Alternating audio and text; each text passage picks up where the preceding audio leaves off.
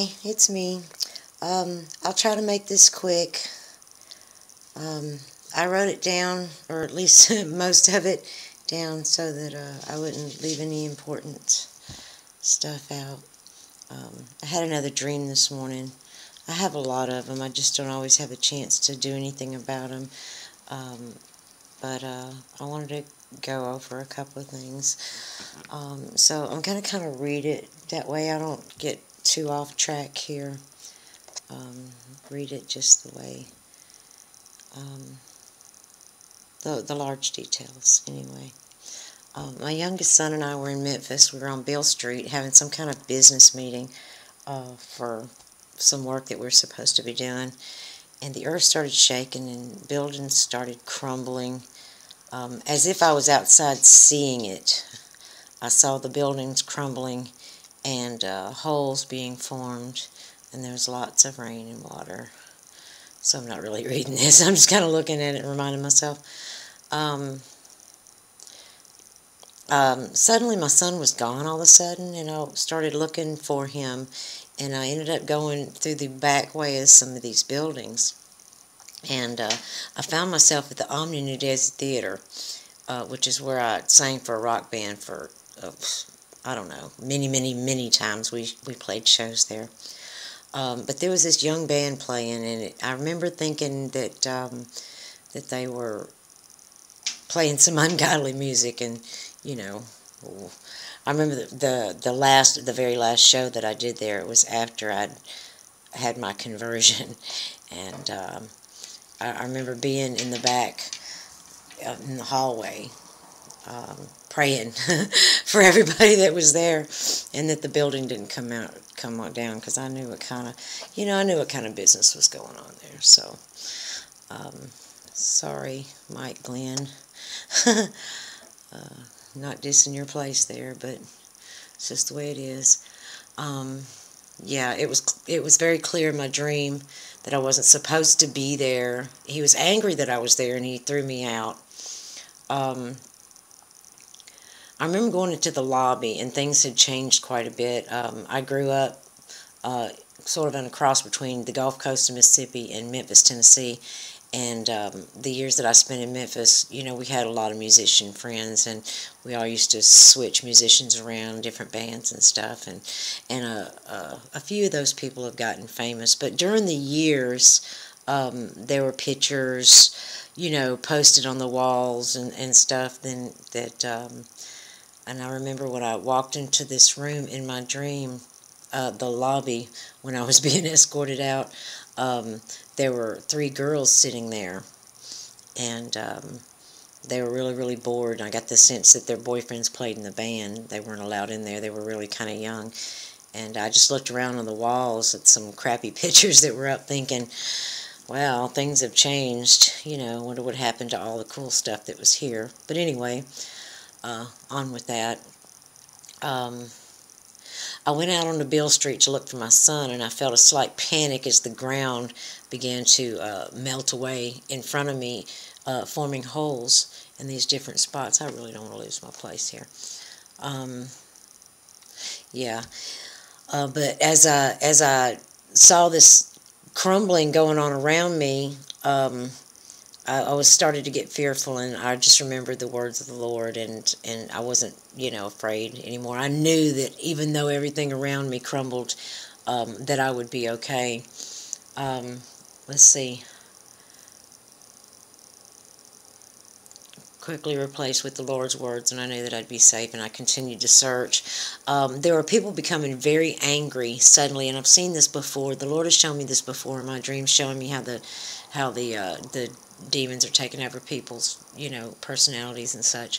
But they were becoming very angry suddenly, and the Lord allowed me to see this one woman in particular. Her face became totally, as I asked her a question about if she had seen my son, her face became totally different, and it was really evil. In fact, there was a sort of an image of her face, but a distorted, evil-looking image of her face came out next to this face. It almost like jumped out at and kept going back and out. as her personality went back and forth, and she couldn't seem to control it.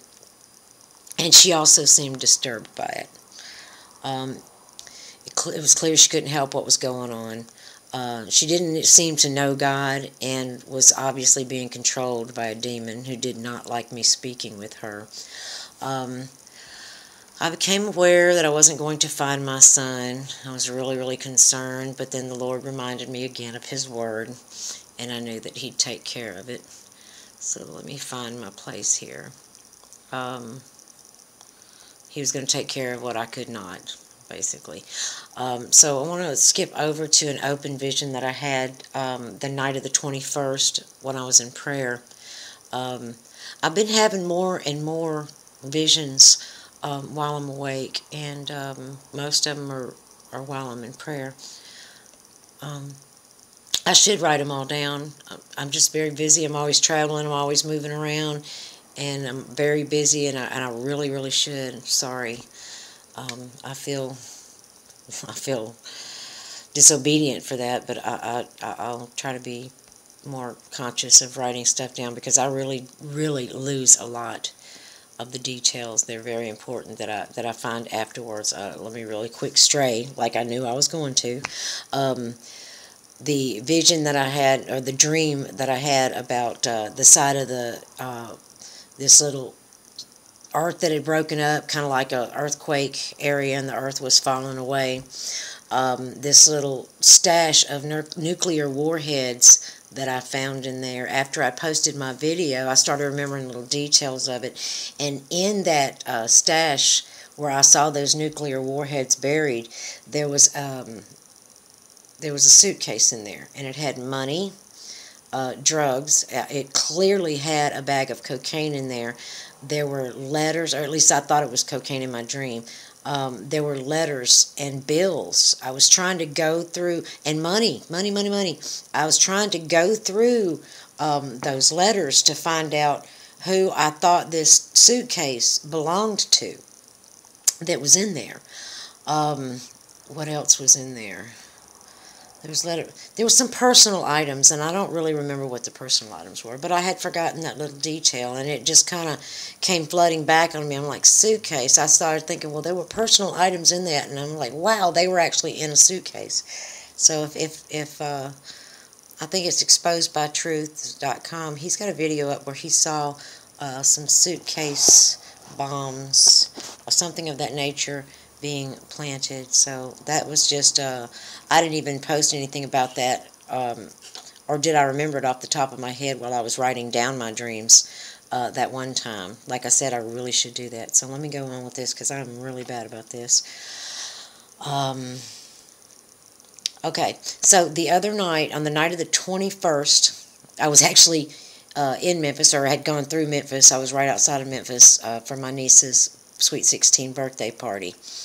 And while I was in prayer on the night of the 21st, I saw rain, and I saw a vision of the ground very wet and muddy, and it was starting to give way and sort of like crumble, like as if it was melting, you know, like it was really, really wet, and it was just starting to give way. And I'll probably leave a detail out, so let me go back and look at this. I typed it out on the laptop so that I wouldn't remember. I hate it when I leave out details. Being washed away, forming sinkholes. Yeah, I had one directly after that, and I was in prayer. I wasn't asleep at this time. The one that came right after that was a more devastating image. Things were devastated by the water, and I have the sense that I saw a tsunami, but I don't actually remember that. What I remember is a lot of water and something really devastating. So I don't quite remember if there was a tsunami. However, the next one might have something to do with that. I was continuing to pray, and when I came to the part where I prayed for Israel, that's when I had my next one. And mind you, this all happened in a few minutes' time. I saw the water, when I began to pray for Israel, I saw the water receding it seems like I saw it in two locations, like a lake and then the ocean, because it was getting sucked down with force, and then I saw it receding back from the ocean. Make sure I'm not missing anything. Oh, when I was praying for Israel and this started happening, I realized that I was praying for a particular country, and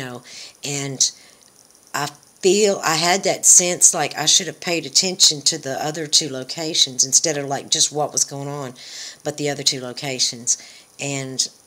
But I did, in getting that sense, I feel like I was wondering if it was Israel, and I just kind of felt in my spirit, you're praying for Israel. Other things that I have on my spirit, of course, Memphis is my hometown, one of my couple of hometowns where I partially grew up and did a lot of living, and I'm really concerned. I have lots of friends and family there, and they're all fixing to get sucked down into the New Madrid fault, and I'm hating that. So I have a feeling that's where it all came from, but I can't be sure about any of that. However, I was praying for Israel at the time, and it was really, really in my spirit that I can't remember who I was praying for at the time, if they were in Memphis, but I kind of had that feeling that it had something to do with that location, just as I did about Israel.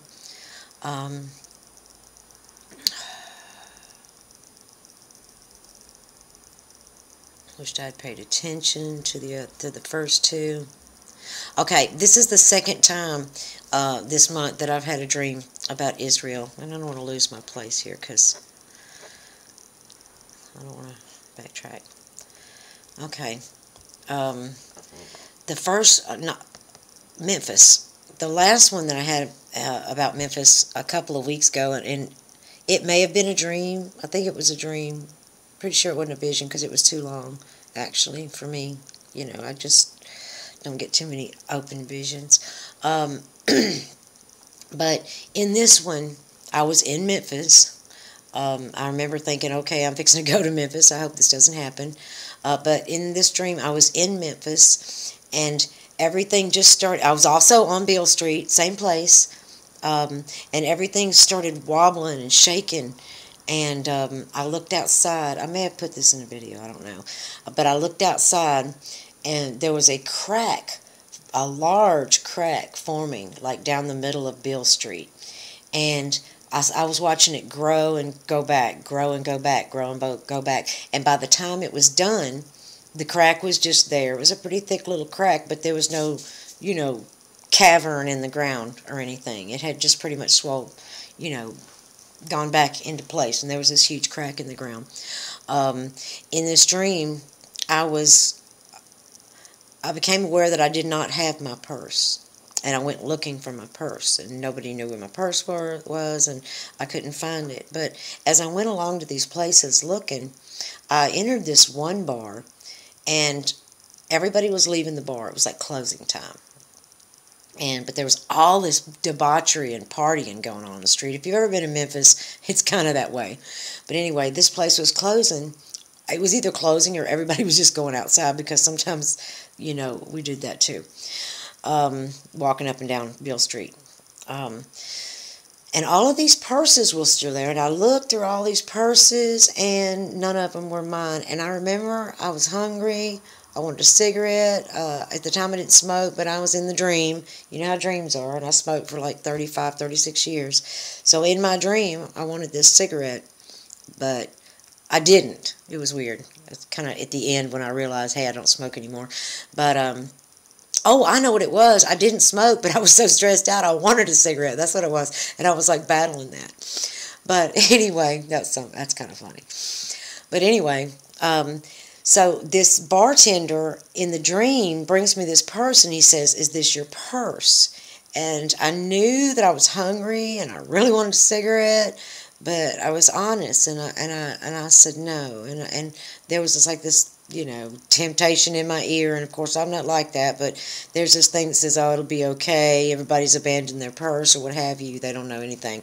But no, it wasn't my purse. So I told him, I said no, and I went outside and I went looking around. There's all this partying going on in the streets, and I ran across this one bar, and I was really getting hungry at this time, and I ran across this one bar. And I also began to be aware that I was not going to be I was visiting in town. I was not going to be going out of town. Things were changed. They were different. And I ran into this old friend. Couldn't tell you who it was, but it was an old friend, and he was working at this bar, and he was homeless. And I remember being surprised to find out he was homeless. So he must be somebody whose character wouldn't be anything like that. So he was working at this bar some really, really long hours. I'm not even looking at this thing anymore. I knew I was going to do this. He was working at this bar for some really, really long hours for just a meal. A small, crappy, scrappy meal. And I knew he was going to be living on the street. And I remember him telling me, I remember telling him, well, that's an awful lot of work. You're working all day and you don't have a place to live. You don't have a place to sleep. And all you're getting is a meal for all of this work. And I remember him telling me, well, it's better than not having anything to eat. But I did wake up and I prayed about that, and which I normally do when I have dreams that I don't quite know the meaning to, and they're very vivid, and I know they're prophetic, and I just don't quite understand the message that's coming along with that, other than the ground's about to break up around there. The other little details, and I'm sure that these people who were running around and partying without their purses didn't need their purses. They no longer had a need for money. I'm pretty sure the Lord was showing me that there was, that's when they're going to implement the mark of the beast, and that's how they're going to get things. Let me see. They were eating and drinking. That's very typical if you know what's in the Bible. Now, I had a dream on the 17th or the 18th. And toward the end of the dream, I've had a whole bunch. Sorry, I don't write these down. I really should. And I remember them, and then I say I'm going to do this, and then I forget. So just like that one with that nuclear warhead that I saw. 4 heads. There were more than one. And I had that dream months and months ago. But on the 17th or the 18th of this month, towards the end of the dream, I saw a bright light, and it was, it was coming towards the earth. Not like the one I saw, another one that I had a couple weeks ago, where the light came and singed my hair, and then they started confiscating, directing people where to go and what to do. They were trying to tell us what to do, and they were going to confiscate all of our things, cars, everything. Not that one. That light wasn't like that. That was more like a electromagnetic pulse or some kind of solar flare type thing, or possibly even, a vision of the Lord scorching the earth, because you really never know. It was a really bright light, engulfed the entire world. You know how dreams are. I could actually see that hemisphere to hemisphere, and it going like that. Anyway, but in this dream, there was this light, and it kept getting closer and closer and closer, and I was concerned. I didn't know what it was. I was trying to be very cautious. Test everything by the Word of God, right? So it gets closer and closer, and as it gets to us, all these other lights start coming from it, and then I realize that it's a good thing. And I got really excited, and I started running around telling everybody, we've got to tell people, we've got to tell people. And I have prayed about that, and I don't know what, if anybody else has had any visions like that, it'd be good to hear, to know about. I don't always have time to go through people's videos, but it's good to find somebody that's been through the same thing. I know lately I've been doing a lot of study on physics and thermodynamics and science stuff, real science stuff. And a lot of the stuff the Lord has shown me is right smack dab in the middle of that. So it's easy to understand. I've gotten a lot of confirmations lately from a lot of my dreams and words and stuff, so that's great. But in this dream, it was clear to me, that it's just symbolic of the Holy Spirit and the Word of God, and how we're supposed to, and how we feel when we receive it, and how we ought to be excited spreading that word, and also warning the people that they can have that too, and that they don't have to go through what's about to hit those who disbelieve and who didn't follow the Lord, um, you know, and those who believed lies, because it seems that those people are really arrogant. And I guess that's all I wanted to say for now. There's lots buried in here, but I'm going to fix some lunch and get back to the computer shop.